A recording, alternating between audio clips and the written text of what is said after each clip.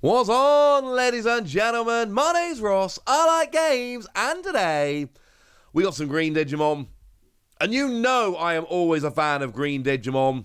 I like green Digimon. Let's have a chat about some green Digimon. We've got BloomLordmon here, which is one we've not actually seen in the TCG yet, but it's one that I am pretty gosh darned excited about. But we got a couple of other green that we should take a little bit of a look at first. So we've got, I should say, translations from the lovely folks over at Ensan Gaming and the lovely folks over at DigimonCard.dev. So we've got Kokumon here, free cost to play normally, 0 cost to Digivolve, 2,000 power. And what we've got is an inheritable skill on your turn, once per turn. When this Digimon attacks and deletes an opponent's Digimon, gain a memory. And it's not like we've never seen that before. It's not like that's some weird skill that's never ever been seen. I mean, just off the top of my head, Stingmon from BT3 did this. But then again, you know, kind of nice to have a level 3 and a level 4 together. And then you attack a Digimon and delete it. And now all of a sudden you get to gain 2 memory? If you're going along those kind of lines, this could be good, ladies and gentlemen. This could be kind of fun. Now, if, like me, you're starting to fall in love with Gammamon, we should be having a bit of a look at Gammamon. We got a 5 cost to play normally, 2 cost to Digivolve, 6,000 power, and the 6,000 power especially is high for a level 4. And what we've got here is that you can evolve from Gammamon for a 2 cost, and you've got Piercing. Now, the Gammamon here is a bit of a weird one, but essentially what this has to be is that you can Digivolve from any Gammamon. Because remember, you can already Digivolve for a 2 cost. It's written there right on the card. But the Gammamon we've seen so far have all been red. We've seen the one from BT8. We've seen a bunch of promos. And this can actually Digivolve from any of those ones. It kind of allows you to switch. You know, you start off as a red deck and then boom, before you know it, all of a sudden, you're a green deck. Gives you a nice bit of maneuverability, which I very much appreciate. And then you got Piercing. And incidentally, Piercing really, really helps in terms of having a bit of extra power here. You know, having 6,000 power plus Piercing means you can take down a 5,000 power Digimon and then perform a security check afterwards, which sounds pretty gosh darn good to me. I could get on board with this one. This one's got some cool stuff going on. We've then got Lalamon, something like that. 8 cost to play normally, 3 cost to Digivolve, 9,000 power, so it's a level 5 and it's a big level 5. But when Digivolving, you can suspend one of your opponent's Digimon, which is like the greenest skill ever. Suspending Digimon is pretty much all green ever actually do. Okay, that's an exaggeration. But it is something they do a lot and something they very much enjoy doing, so this is kind of cool. We've then got a skill whereby on your turn, once per turn, when this Digimon deletes one of your opponent's Digimon in battle, unsuspend this Digimon. And this is clearly one of those ones where you really want to try and give it Piercing. Because, I mean, then you get to delete a Digimon and perform a security check, but then, oh, I've deleted a Digimon by battle, I unsuspend, and then I get to do it again. So potentially taking out 2 Digimon and performing 2 security checks could be very, very cool. 9,000 power is very high for a level 5, which is brilliant, but it is worth noting that it's still not huge in the grand scheme of things. You know, pretty much any level 6 you hit and any level 7 you hit when you perform that security check will take you down. So it's a bit of a weird one whereby what you really want to do is have Piercing so you can take out a Digimon, but then at the same time you also get to perform a security check, and you're quite powerful so you can take out bigger Digimon, but you're not so powerful that you can just assume you're going to survive the security check, and if you don't, things could go a little bit wrong. Either way, it's still very cool, because you've also got an attacking skill which is actually not cool. When attacking, if you don't have a tamer in play, lose 2 memory, which is fair. I mean, I've just talked about the fact that it's more powerful than your average level 5, and it unsuspends, and it's got that really cool evolution skill. So, yeah. it's reasonable for it to have some kind of downside. Of course, it is worth pointing out that evolution skill that suspends one of your opponent's Digimon is actually particularly good here, because what you want to be doing is attacking Digimon, not attacking the stack. But again, preferably with piercing, so you also attack the stack. So, being able to choose one of your opponent's Digimon to suspend, so you can then go and attack whichever one gives you the most value, that's pretty cool. There is a lot going on with this Digimon, and I'm going to be honest with you, ladies and gentlemen, I'm kind of into it. This one's pretty gosh darned cool. Now, moving on to a level 5, what we've got here is, I believe, if I'm reading this correctly, a brand new Digimon that just made its debut in the Digimon Ghost game. A brand new Digimon which has literally just entered into the Digimon brand, world, universe, whatever you want to call it. You know, there was a retweet, a tweet from Digimon Web_net, which was retweeted by the TCG Twitter account. Digimon Ghost Game Episode 24, Ayataramon first appeared in the anime. So yeah, this is kind of cool. And what we got here is an 8 cost to play normally, 3 cost to Digivolve, 7,000 power. So not quite as big, 737 is the average. So 837 really just means it's slightly more expensive to play, arguably not an upside. But once per turn, you may suspend one of your green Digimon and play a Digimon with fairy or vegetation in its traits with 3,000 or less from your hand without paying for it. Yes, this is brilliant. Now, it doesn't say, and this is really important, it does not say play skills don't activate. So we can assume that play skills do activate. So the Powermon from BT1 that lets you find a level 4 and put it into your hand would absolutely work here. That could be cool. And that's got 1,000 power, so definitely 3,000 power or less. So that's kind of cool. But it could also be, although it doesn't have a play skill, the promo Powermon that's really quite good. I mean, Powermon's definitely an obvious one here. There are a bunch of others.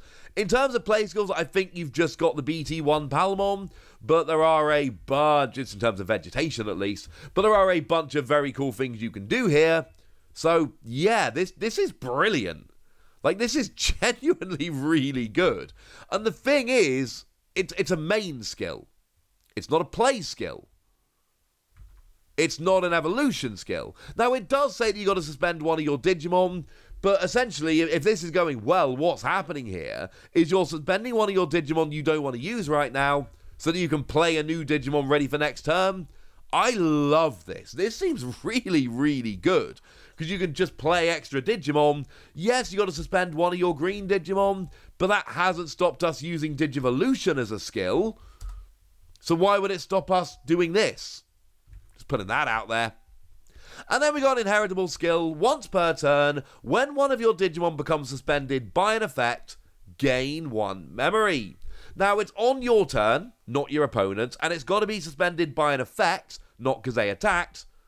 But, how about Ayataramon's skill here? That could work. So not only do you get to suspend one of your Digimon to play one for free, but you gain a memory in the process. Although, obviously, it's a static skill and an inheritable skill, so you would need one of these dudes and a level 6 Digivolved from one of these dudes to actually pull the whole combo off. So there's a whole bunch of very cool green Digimon that I quite like, but we also need to have a look at the headliner of the video, and I like this one. It's BloomLordmon. It's a new super rare. It looks like it's going to be one of the alternate arts that I'm really going after in this set anyway. What we've got is a 12 cost to play normally, 4 cost to Digivolve, 12,000 power. And generally nowadays we see 11 free 11 or 12 for 12. So yeah, it's on the higher end, but this is in no way, shape or form unusual. When Digivolving, you suspend one of your Digimon. Then for each of your suspended Digimon that's got plant or fairy in its traits, gain a memory. If you gain 2 or more memory using this effect, unsuspend this Digimon, and until the end of the turn, this Digimon gets piercing. Now that is a lot going on in one skill, but this is potentially brilliant. If you've got a lot of Digimon in play that are fairy or plant, and you can be suspending them all, you're gaining a lot of memory. You can easily Digivolve this up and have more memory than when you started. Phrasing here is extremely important. It doesn't say reduce the cost. It says gain a memory. And that's really important because reducing the cost would mean you could get it down to 0, but you couldn't do any better. Gaining memory means you can pay 4 memory, gain 8 memory, and end up with 4 more memory than you actually started. Again, you've got to be swarming cards out here. But then again, didn't I just show you a level 5? I did. Which is really going to help swarming these. And you need to have them suspended.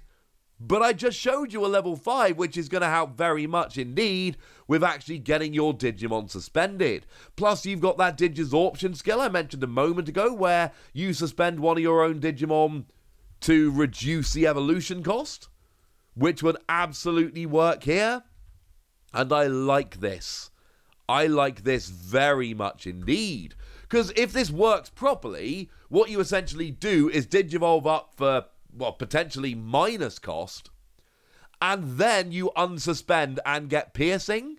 Now, obviously, unsuspending on Digivolution is a bit awkward, but the ideal situation is that you essentially attack with your level 5, and then you Digivolve up so you can attack with your level 6. Obviously, this does bring in some risks, because if you attack with your level 5 and get deleted, you can't have your level 6, and that's clearly awkward. So you do need to be a little bit careful, but man, this could be brilliant. Ending up with an extra use, piercing, loads of memory. Oh, love it, ladies and gentlemen. Love it. Oh yeah, also on your turn, for every 2 of your suspended Digimon, you get 2,000 power and security attack +1.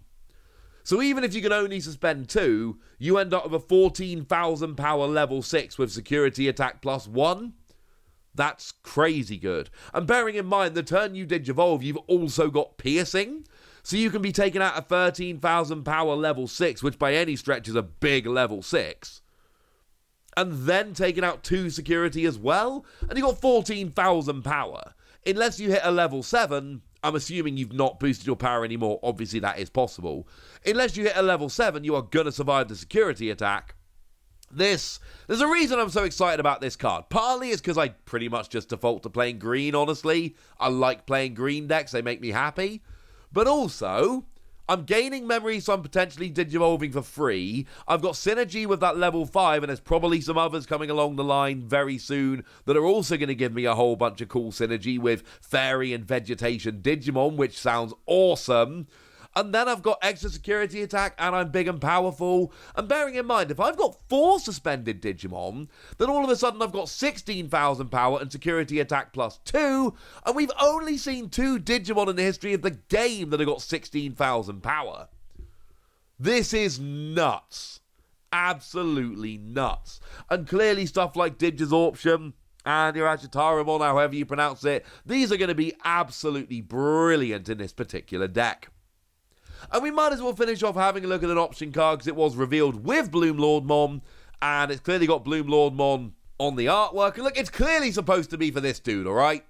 Grander Soul. It is an 8-cost option card, so frankly it better be good. Unlike all the best expensive option cards, the security attack is the same as the main, so you can use it for free if it comes out as a security. When playing this card, if you have 2 or more suspended Digimon, the play cost of this card is reduced by 2. Now, assuming the wording is correct, and this comes from Ensan Gaming and they are very good at this, it is not reduce it by 2 for each of your 2 suspended Digimon. It is a one-time thing. If you have 2 or more, you reduce it by 2 and it's a 6 cost. If you've got 4, it's a 6 cost. If you've got 8, it's a 6 cost, and so on. The wording we've got, and Ensan Gaming has been very reliable with this, you cannot reduce it more or lower than a 6 cost. But what you do is you suspend one of your opponent's Digimon, and then you return one of your opponent's suspended Digimon to the bottom of your opponent's deck. And again, phrasing here is very important. It does not have to be the same Digimon. So you might already know which one you want to put back on the bottom of their deck, and it's already suspended, so you suspend one of their other Digimon instead. And most of these 8-cost option cards, we've seen it a lot at this point, they basically exist to remove a Digimon from the field. That's what they do. This is what this does.